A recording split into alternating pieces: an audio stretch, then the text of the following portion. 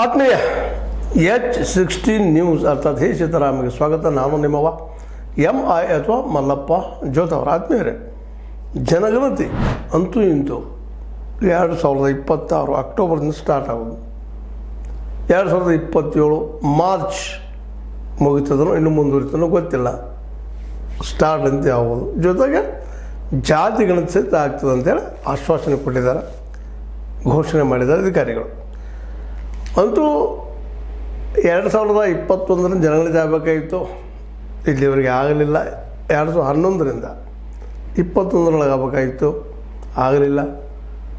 ಈಗ ಆಗಲಿಕ್ಕೆ ಅದು 26 ಅಕ್ಟೋಬರ್ ಸ್ಟಾರ್ಟ್ ಆಗುವಂಥದ್ದು. 27 ಮಾರ್ಚಕ್ಕೆ ಮತ್ತೆ ಸ್ಟಾರ್ಟ್ ಆಗ್ತದೆ ಅಥವಾ ಎಂಡ್ ಆಗ್ತದೆ ನೋಡಬೇಕಾಗಿದೆ. ಒಟ್ನಲ್ಲಿ ಇಡೀ ದೇಶ ತುಂಬ ಜನಗಣತಿ ಆಗ್ತದೆ, ಜಾತಿ ಗಣತಿನೂ ಆಗ್ತದೆ ಅಂತ ಹೇಳಿ ಅಧಿಸೂಚನೆಯನ್ನು ಹೊರಡಿಸಿದಾರೆ. ನೋಟಿಫಿಕೇಷನ್ ಜಾರಿ ಆಗ್ಯದ. ಇದೊಂದು ಸಮಾಧಾನ ಪಡುವಂಥ ವಿಷಯ. ಇದಕ್ಕೆ ಕಾರಣ ಕಾಂಗ್ರೆಸ್ ಅಂತ ಈ ಸಲ ನಿಶ್ಚಿತವಾಗಿ ಹೇಳಬೇಕಾಗಿದೆ. ಯಾಕಂದರೆ ಕಾಂಗ್ರೆಸ್ನ ತೀವ್ರವಾದ, ಅದರಲ್ಲೂ OBC ಪರವಾದಂಥ ಬ್ಯಾಡ್ ನ್ಯೂಸ್ ಅದು. ಯಾಕೆ ಈಗ ಪೆಡ್ತದೆ ಕಾಂಗ್ರೆಸ್ OBCಯನ್ನು ಬಿಟ್ಟಿದ್ದಕ್ಕಾಗೆ SC STಗೆ ಯಾವ ರೀತಿ ಏನು ಸವಲತ್ತು ಕೊಡಬೇಕಾಗಿತ್ತು ಕೊಡದೆ ಸೋತಿದ್ದರಿಂದಾಗೆ ಸಹಜವಾಗಿ ಎಲ್ಲಿ ಬಿದ್ದಿದ್ದೀನಿ, ತನಗೆಲ್ಲಿ ಪೆಟ್ಟಾಗಿದೆ ಅದನ್ನು ಎತ್ತುವಂಥ ಕೆಲಸ ಮಾಡಿದ್ದಾರೆ.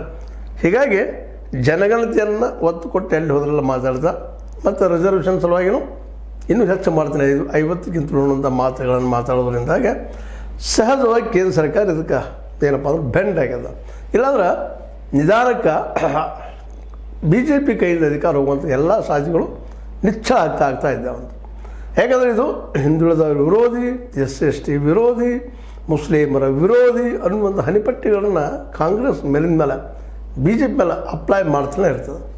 BJP ಅಂತ ಬಂದ್ರಲ್ಲಿ ಯಶಸ್ವಿ ಆಯಿತು. ಅಪೀಸ್ಮೆಂಟ್ ಪೊಲಿಟಿಕ್ಸ್ ಮುಸಲ್ಮಾನರ ಮೇಲೆ ಅಂತೇಳಿ ಅದನ್ನ ಮೇಲ್ಮೇಲೆ ಹೇಳಿ ರಾಮ ಮಂದಿರ ಕಟ್ಟಿಸಿ 370 ರದ್ದು ಮಾಡಿ ಒಂದು ರೀತಿಯಿಂದ ತನ್ನ ನೆಲೆಯನ್ನೇನು ಗಟ್ಟಿ ಮಾಡಿಕೊಂಡಿತ್ತು. ಜೊತೆಗೆ OBCಯನ್ನು ಬಟಂಗಿ ಅಥವಾ ಕಟಂಗಿ ಅಂತ ಹೇಳ್ತಾಯಿದ್ರು. ಆದರೆ ವಾಸ್ತವವಾಗಿ ಎಲ್ಲ ಹಿಂದುಳಿದವ್ರಿಗೆ, ಎಲ್ಲ SC STಗಳಿಗೆ ಅನುಕೂಲ ಆಗುವಂಥ ವ್ಯವಸ್ಥೆ ಇವತ್ತಿನವರೆಗೆ ಬಂದಿಲ್ಲ. ನೌಕರಿ ಸಿಕ್ಕಿಲ್ಲ, ಹೈಯರ್ ಪೋಸ್ಟಲ್ಲಿ ಅವ್ರಿಗಿಲ್ಲ ಅನ್ನೋದು ಮೇಲ್ಮೇಲೆ ರಾಹುಲ್ ಗಾಂಧಿ ಟೀಕಾ ಮಾಡಿ ಇದು ಕೇವಲ ಮೇಲ್ಜಾತಿಗಳ ಸಂಘಟನೆ BJP ಅನ್ನುವಂಗೆ ಬಿಂಬಿಸೋ ಪ್ರಯತ್ನ ಮಾಡ್ತಾಯಿದ್ರು. ಅದನ್ನ ಈಗ ಹೊಡಿಬೇಕಾಗಿತ್ತಂದ್ರೆ ಬೇರೆ ಹಾದಿಲ್ಲ. ರಾಹುಲ್ ಗಾಂಧಿಯವ್ರಿಗಿಂತಲೂ ಇನ್ನೂ ತೀವ್ರವಾಗಿ ನಾವು ಈ ಕೆಲಸವನ್ನು ಮಾಡಬೇಕಂತ ತಿಳ್ಕೊಂಡು ಕೊನೆಗೂ ಜನಗಣತಿಗೆ ಒಪ್ಕೊಳ್ಳೋದಷ್ಟೇ ಅಲ್ಲ, ಜಾತಿ ಗಣತಿಗೆ ಸಹಿತ ಒಪ್ಕೊಂಡಿದ್ದು ಒಂದು ರೀತಿ ಸಮಾಧಾನ ಮಾಡುವಂಥ ವಿಷಯ, ಪಡಿಸುವಂಥ ವಿಷಯ. ಯಾಕಂದರೆ OBC ಮತ್ತು SC ST ಜೊತೆಗೆ ಇನ್ನುಳಿದ ಅತಿ ಹಿಂದುಳಿದವರು ಇವ್ರದ್ದೆಲ್ಲರದು ಇಲ್ಲಿವರೆಗೆ ಜಾತಿ ಗಣತಿನ ಆಗಿಲ್ಲ. ಏನೋ ಒಂದು ಅಂದಾಜು ಹೇಳೋದು ಹೋಗೋದು. SC STದಿಂದ ಸಹಜವಾಗಿ ಅವರು ಫೆಸಿಲಿಟಿ ಪಡಿಸಲುವಾಗಿ ತಮ್ಮ ಜಾತಿಗಳ ಬಗ್ಗೆ ಹೇಳೋದ್ರಿಂದ ಅವು ಇವತ್ತು ಅಂಕಿ ಸಂಖ್ಯೆ ಸಿಗ್ಬೋದು. ಆದರೆ ಉಳಿದವ್ರದ್ದಿಲ್ಲ. ಅದು ಈಗ ನಡೆದ ಕರ್ನಾಟಕದಲ್ಲೇ.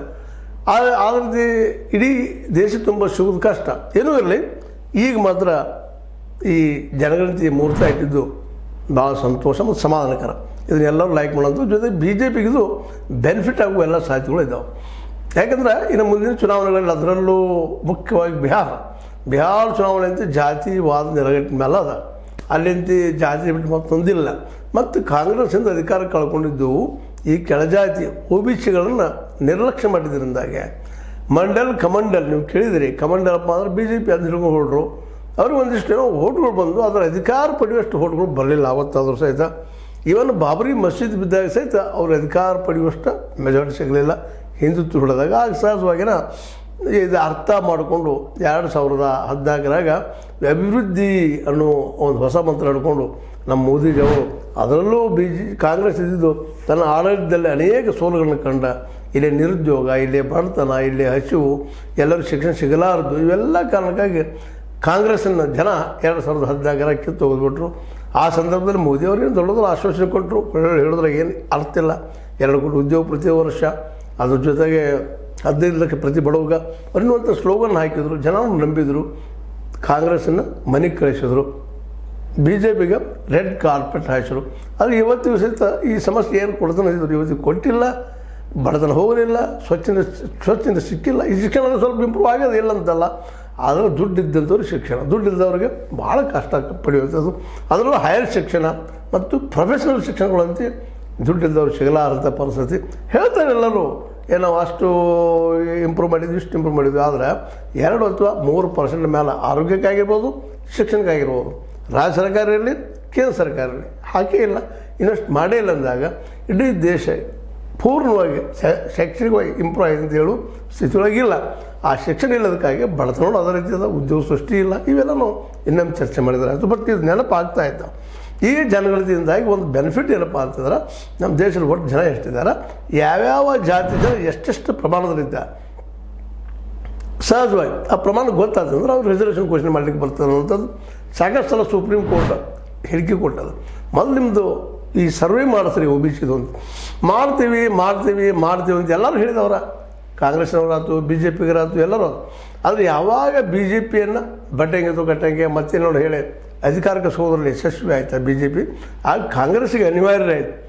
ನಾವು ಇದೇ ರೀತಿ ಹೋದ್ರೆ ನಮ್ಮನ್ನು ಯಾರೂ ಮಾತಾಡಿಸೋಲ್ಲ. ಕೆಲವೇ ವರ್ಷಗಳಲ್ಲೇ ಕಾಂಗ್ರೆಸ್ನ ಒಂದು ಪಕ್ಷ ಇತ್ತು ಅಂತ ಆಗ್ತದೆ ಅಂತೇಳಿ ಗ್ಯಾರಂಟಿ ಆದಮೇಲೆ ಸ್ವತಃ ರಾಹುಲ್ ಗಾಂಧಿಯವರು ಹಳೆಯ ಕಾಂಗ್ರೆಸ್ಸನ್ನು ಕಿತ್ತಾಕೋ ದೃಷ್ಟಿ ಇಟ್ಕೊಂಡು ಹೊಸ ವಿಚಾರ ತೆಗೆದುಕೊಂಡು ಆಗ ಅವ್ರು ಎನಿಸಿದ್ದು ಇಲ್ಲಿ OBC ಮತ್ತು SC ST ನಮ್ಮ ಕಡೆ ಆದರೆ ನಿಶ್ಚಿತವಾಗಿ ನಾವು ಅಧಿಕಾರಕ್ಕೆ ಬರೋಕ್ಕೆ ಸಾಧ್ಯತೆ ಅಂತ ತಿಳ್ಕೊಂಡು ಅದನ್ನು ಹಿಂದಿನ ಚುನಾವಣೆ ಪ್ರಚಾರ ಮಾಡಿದರು. ಅದ್ರ ಬೆನಿಫಿಟ್ಟು ಆಗ್ಯದ.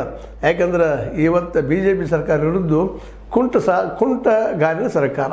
ಯಾಕಂದರೆ ಯಾವಾಗ ಇಬ್ಬರು, ಒಂದು ಕಡೆ ನಾಯ್ಡು, ಇನ್ನೊಂದು ಕಡೆ ನಮ್ಮ ನಿತೀಶ್ ಕುಮಾರ್ ಅವರಿದ್ದಾರೆ, ಅವ್ರು ಯಾವಾಗ ತಮ್ಮ ಕಟ್ಟಿಗೆ ತಗೊಂಡು ಹೋಗ್ತಾರೆ ಆಗ ಸರ್ಕಾರ ಬಿದ್ದು ಹೋಗ್ತದೆ. ಈ ಪರಿಸ್ಥಿತಿ ಬಂದ ಕೂಡಲೇ ಸಹಜವಾಗಿ BJP ಅನಿಸಿತು ಇನ್ನು ನಾವು ಥರ ಮಾಡಿದರೆ ಅಧಿಕಾರ ಹೋಗಲಿ, 2 ಮಾತಿಲ್ಲ. ಅದಕ್ಕೆ ಅಟ್ಲೀಸ್ಟ್ ಯಾವಾಗಾರ ಮಾಡಿದ್ರು ಟೈಮ್ ಬೌಂಡ್ ಮಾಡಿಕೊಂಡು ಅಂತೇಳಿ ನಾವು 2027 ಮುಗಿಸ್ತೇವಪ್ಪ ಜನಗಣತಿಯನ್ನು ಅಂತ ಅಂದ್ಕೊಳ್ಳೆ ಒಂದು ಸ್ವಲ್ಪ ಏನೋ ರಿಲ್ಯಾಕ್ಸೇಷನ್ BJPಗೂ ಸಿಕ್ಕದ. ಈಗ ಕಾಂಗ್ರೆಸ್ಸಿಗೆ ಮತ್ತೊಂದು ಸಂಕಟ ಶುರುವಾಗಿದೆ. ಇದು ಹೆಂಗಪ್ಪ, ಇದನ್ನು ನಮ್ಮದು ಕಸೂಳಿಗೆ ಇದ್ದಿದ್ದಾರಲ್ಲ, ನಾವು ಅಡುಗೆ ಮಾಡಿಟ್ಟಿದ್ದನ್ನು ಇವ್ರು ಕಸೂಳು ಹೊಂಟಲ್ಲ ಅಂತ ಅವ್ರಿಗೂ ಸಂಕಟ ಅದ, ಕಾಂಗ್ರೆಸ್ಸಿಗರಿಗೆ ಇಲ್ಲ ಅಂತ ಅಲ್ಲ. ಯಾಕೆಂದರೆ 8 ದಿವಸ ಅದರಲ್ಲೂ ಪಾದಯಾತ್ರೆ ಮಾಡಿ ಮತ್ತೊಂದು ಮಾಡಿ ಏನೋ ಮಾಡಿ ಕಾಂಗ್ರೆಸ್ಗೆ ಒಂದು ಹೊಸ ವ್ಯಕ್ತಿತ್ವ ಅಂತ ಕೊಟ್ಟಿದ್ರು ರಾಹುಲ್ ಗಾಂಧಿ ಅವರು. ಅದನ್ನು ಸಡನ್ನಾಗಿ ಅವ್ರು ಕಸಕೊಳ್ಳುವಂಥ ಪ್ರಯತ್ನ ಮಾಡಿ ನಾವು OBC ಪರ, ಹಿಂದುತ್ವರ ಪರ, ಅದ್ರ ಜೊತೆ SC ST ಪರ, ನಾವು ಅಂಬೇಡ್ಕರ್ ಪರ ಅನ್ನುವಂಥ ಒಂದು ಹೊಸ ವಿಚಾರಗಳನ್ನು RSS ಫಲಿತ BJP ಒಪ್ಪೋದು ಹೊಂಟಿದ್ದರಿಂದಾಗಿ ಸಹಜವಾಗಿ ಈಗ ಅಧಿಕಾರ ಸಂಘರ್ಷ ಜೋರು ಹಿಡಿದಾಗ ನಮ್ಮ ಸಿದ್ದರಾಮಯ್ಯ ರಾಜ್ಯದಲ್ಲಿ ಈಗಾಗಲೇ ಗೊತ್ತದ, ಇಲ್ಲಿಯ ಲಿಂಗಾಯತ್ ಮತ್ತು ಒಕ್ಕಲಿಗ ಸಮುದಾಯದ ಅತಿ ಒತ್ತಡದಿಂದಾಗಿ ಕಾಂತರಾಜ್ ವರದಿಯನ್ನು ಮೂಲಿಗೆ ಹಾಕಿದ್ರು. ಅದರಲ್ಲೇ ಮುಖ್ಯವಾಗಿ ಏನಪ್ಪ ಅಂದರೆ ಸಾಮಾಜಿಕ ನ್ಯಾಯ ಒದಗಿಸುವಂತಹ ಏನಪ್ಪ ಅಂದ್ರೆ ಜಾತಿ ಗಣತಿಯ ಜೊತೆಗೆ ಸಾಮಾಜಿಕ ಶೈಕ್ಷಣಿಕ ಸಮೀಕ್ಷೆ ನಡೆಸುವಂಥ ಒಂದು ಕೆಲಸ, ಆರ್ಥಿಕ ಸ್ಥಿತಿ ಬಗ್ಗೆ ಸಮೀಕ್ಷೆ ನಡೆಸುವಂಥ ಕೆಲಸ ಮಾಡಿದರು. ಅದೆಲ್ಲ ರೆಡಿ ಆಗಿತ್ತು. ಆದರೆ ಒಕ್ಕಲಿಗ ಮತ್ತು ಲಿಂಗಾಯತ ಕಮಿಟಿಯ ಒಂದು ಒತ್ತಡದಿಂದಾಗಿ ಅಲ್ಲೇ ಉಳಿದದು. ಈಗ ಅಂಥ ಒಂದು ಸರ್ವೆನೂ ಇಲ್ಲೇ ಆಗಬೇಕು ಮತ್ತು ರಾಷ್ಟ್ರ ಮಟ್ಟದಾಗೂ ಆಗಬೇಕು. ಅಂದರೆ ಯಾವ್ಯಾವ ಜಾತಿಯ ಜನ ಆರ್ಥಿಕವಾಗಿ ಹೇಗಿದ್ದಾರೆ, ಸಾಮಾಜಿಕವಾಗಿ ಹೇಗಿದ್ದಾರೆ, ಅವ್ರ ಪರಿಸ್ಥಿತಿ ಇರೋದು ಗೊತ್ತಾಗಬೇಕು. ಅದು ಶ್ರೇಷ್ಠ ಇದ್ದು ಅದನ್ನೇ ಮಾಡಿಸ್ರಿ ಅನ್ನೋದು ಮಾತು ಹೇಳಿದ್ದಾರೆ. ಮತ್ತು ತೆಲಂಗಾಣದಲ್ಲಿ ಇಂಥ ಸರ್ವೆನೇ ಆಗ್ಯದ, ಇದನ್ನು ರಾಷ್ಟ್ರ ಮಟ್ಟದಲ್ಲಿ ಮಾಡಿರಿ ಎನ್ನುವಂಥ ಒತ್ತಡ ತರ್ತಾ ಇದ್ದಾರೆ. ಅದಕ್ಕೆ BJPನೂ ಸಹಿತ 2 ರೀತಿಯಾದಂಥ 2 ಹಂತಗಳ ಗಣತಿ ಮಾಡುವಂಥದ್ದು. ಮೊದಲನೇದಾಗಿ ಏನಪ್ಪ ಅಂದ್ರೆ ಪ್ರತಿ ಮನೆಗೆ ಹೋಗೋದು, ಮನೆಯಲ್ಲಿ ಅವ್ರ ಮಂದಿ ಎಷ್ಟಿದ್ದಾರೆ, ಜನ ಎಷ್ಟಿದ್ದಾರೆ, ವಸತಿ ಏನೋ, ಅವ್ರ ಉದ್ಯೋಗ ಏನು ಮಾಡ್ತಾರೆ ಅದರೊಂದು ಸರ್ವೆ ಮಾಡುವಂಥದ್ದು. 2ನೇದು ಏನಪ್ಪ ಅಂತಂದ್ರೆ ಈ ಒಂದು ಜನಸಂಖ್ಯೆ ಎಷ್ಟದ, ಅವ್ರ ವೈಯಕ್ತಿಕ ಏನಪ್ಪ ಅಂದ್ರೆ ಅವ್ರ ವಯಸ್ಸು, ಹೆಸರು, ಲಿಂಗ, ಹುಟ್ಟಿದ ತಾರೀಕು, ದಿನಾಂಕ, ಮನೆ ಮುಖ್ಯಸ್ಥರ ಸಂಬಂಧ, ವೈವಾಹಿಕ ಸ್ಥಿತಿ, ಶಿಕ್ಷಣ, ಉದ್ಯೋಗ, ಧರ್ಮ, ಜಾತಿ, ಪಂಗಡ, ಅಂಗವೈಕಲ್ಯ ಇವೆಲ್ಲ ಸಂಗ್ರಹ ಮಾಡ್ಕೊಂಡು 2 ಸಲ ಹಿಂಗೆ 2 ಭಾಗ ಮಾಡಿ 2026ಕ್ಕೆ ಆರಂಭವಾಗಿ 2027 ಮುಗಿಯುವಂಥ ಒಂದು ಜನಗಣತಿಗೆ, ಜಾತಿ ಜನಗಣತಿಗೆ ಒಪ್ಪಿಗೆ ನೀಡಿದ್ದು. ಇದು BJPಗೆ ಒಂದು ರೀತಿಯಿಂದ ಪ್ಲಸ್ ಪಾಯಿಂಟ್ ಆಗು ಎಲ್ಲ ಸಾಧ್ಯಗಳು ಹೆಚ್ಚಾಗಿದ್ದಾವೆ. ಇದನ್ನು ಕಾಂಗ್ರೆಸ್ಸಿನ ಇದು ಪ್ರಯತ್ನ ಇತ್ತು, ಅದು ಇವು ಕಸುವಂಥ ಪ್ರಯತ್ನ ಮಾಡಿದ್ದಾರೆ. ಇವತ್ತು ಇನ್ನು ಕಾಂಗ್ರೆಸ್ ಇದಕ್ಕೆ ಯಾವ ರೀತಿಯಾಗಿ ಸ್ಪಂದಿಸ್ತದೆ, ಯಾವ ರೀತಿಯಾಗಿ ಹೋರಾಟ ಮಾಡ್ತದೆ, ಏನು ಎಂತೂ ಸಹಿತ ಅಷ್ಟು ಮುಖ್ಯ ಅದ. ಮತ್ತು ಟೈಮ್ ಬಾಂಡ್ ಹಾಕ್ಕೊಂಡಿದ್ದಾರೆ, ಆ ಟೈಮ್ದಾಗ ಇದು ಮುಗಿಬೇಕು. ಯಾಕಂದ್ರೆ ಫಸ್ಟ್ ಟೈಮ್ 1931 ನಂತರ ಇಲ್ಲೇ ಜಾತಿ ಗಣತಿ ಆಗಲಿಕ್ಕೆ ಅದು ಪ್ರತಿ 10 ವರ್ಷಕ್ಕೂ ಆಗಬೇಕಾಯಿತು, ಆಗಿರಲಿಲ್ಲ, ಈಗ ಆಗಲಿಕ್ಕೆ ಇದೊಂದು ರೀತಿಯಿಂದ ಏನಪ್ಪ ಅಂದ್ರೆ ಎಲ್ಲರಿಗೂ ಗೊತ್ತಾಗ್ತದೆ ಯಾರು ಎಷ್ಟು ಪ್ರಮಾಣದಲ್ಲಿ ಮತ್ತು ರಿಸರ್ವೇಷನ್ ಹೆಚ್ಚು ಮಾಡಬೇಕು ಅನ್ನೋಂಥ ಕ್ಲಿಯರ್ ಪಿಕ್ಚರ್ ಬರೋದ್ರಿಂದಾಗಿ ಎಲ್ಲರಿಗೂ ಸಾಮಾಜಿಕ ಆರ್ಥಿಕ ನ್ಯಾಯ ಸಿಗ್ಬೋದು, ರಾಜಕೀಯ ನ್ಯಾಯ ಸಿಗ್ಬೋದು ಅನ್ನುವಂಥ ಒಂದು ಭರವಸೆ. ನೋಡ್ರಿ ಏನಾಗ್ತದೆ. ಆದರೆ ಜಾತಿ ಮತ್ತು ಅದೇ ಕಾಲಕ್ಕೆ ಜನಸಂಖ್ಯೆ ಇವೆರಡೂ ಸರ್ವೆ ಆಗಬೇಕಾಗಿದ್ದು ಈ ದೇಶದ ದೃಷ್ಟಿಯಿಂದ ಒಳ್ಳೆಯದು ಅಂತ ಹೇಳ್ತಾ ಇದು ನಿಮ್ಮ ಲೈಕ್ ಆಗಿರ್ಬೋದು ಮತ್ತು ಒಳ್ಳೆಯ ನಿರ್ಧಾರ ತೆಗೆದುಕೊಂಡಿದ್ದಾರೆ. ಅದಕ್ಕಾಗಿ 13,000 ಕೋಟಿ ರೂಪಾಯಿ ತೆಗೆದಿದ್ದಾರೆ. 1.3 ಲಕ್ಷ ಡಿಜಿಟಲ್ ಸಾಧನ ಖರೀದಿ ಮಾಡಿದ್ದಾರೆ. 34 ಲಕ್ಷ ಮಂದಿ ಗಣಿತದವರು ಮತ್ತು ಮೇಲ್ವಿಚಾರಕರು ಭಾಗಿಯಾಗವರಿದ್ದಾರೆ. ಇವರೆಲ್ಲರೂ ಕೂಡ ಈ ದೇಶದ ಜನಸಂಖ್ಯೆ ಮತ್ತು ಜಾತಿ ಇವುಗಳ ಸಮೀಕ್ಷೆ ಮಾಡುವ ತಯಾರಿ ನಡೆಸಿದ್ದಾರೆ ಅಂತ ಹೇಳ್ತಾ ಇದು ಇವತ್ತಿನ ಡೆವಲಪ್ಮೆಂಟ್. ಇದು ನಿಮ್ಗೆ ಆಗಿರ್ಬೋದು. ಲೈಕ್ ಮಾಡಿ, ಶೇರ್ ಮಾಡಿ, ಕಮೆಂಟ್ ಮಾಡಿದಾಗ ಸಬ್ಸ್ಕ್ರೈಬ್ ಆಗೋದು ನಿಲ್ಲಿಸಬೇಡ್ರಿ. S60 ನ್ಯೂಸ್ ಅಂತ ತಿಳಿಸಿ ತಲಾಮಿಗೂ ಸತ್ಯದ ಕೈಗಡೆ ವಂದನೆಗಳು.